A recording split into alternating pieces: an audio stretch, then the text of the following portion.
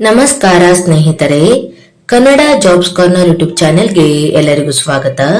National highways authority of ಇಂಡಿಯಾದಲ್ಲಿ ವಿವಿಧ ಹುದ್ದೆಗಳ ನೇಮಕಾತಿಗೆ ಸಂಬಂಧಪಟ್ಟಂತೆ ಅರ್ಜಿಗಳನ್ನ ಆಹ್ವಾನಿಸಲಾಗಿರುವಂತದ್ದು.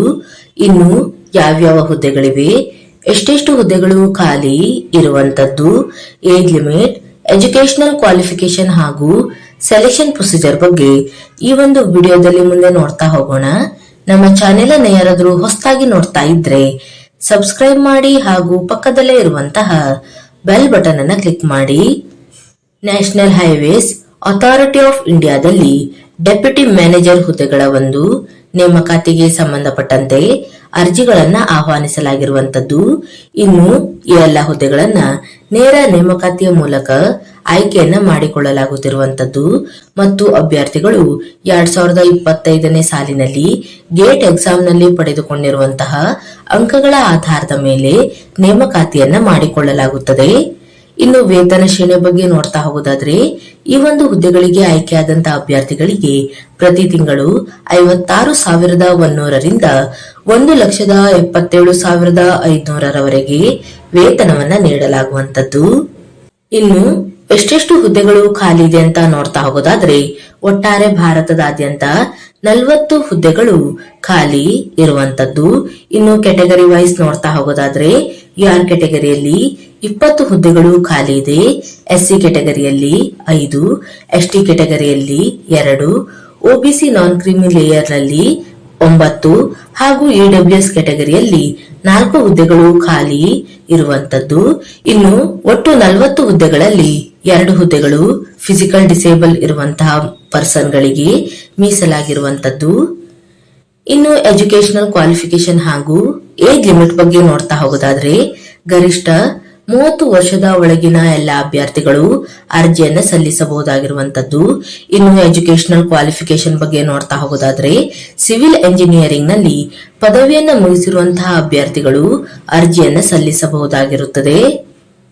ಇನ್ನು ಮುಂದೆ ನೋಡ್ತಾ ಹೋಗೋದಾದ್ರೆ ಏಜ್ ರಿಲ್ಯಾಕ್ಸೇಷನ್ ಬಗ್ಗೆ ನೋಡೋದಾದ್ರೆ ಆಯಾ ಕೆಟಗರಿಗೆ ಸಂಬಂಧಪಟ್ಟಂತೆ ಏಜ್ ರಿಲ್ಯಾಕ್ಸೇಷನ್ ಅನ್ನು ಸಹ ನೀಡಿರುವಂತದ್ದು.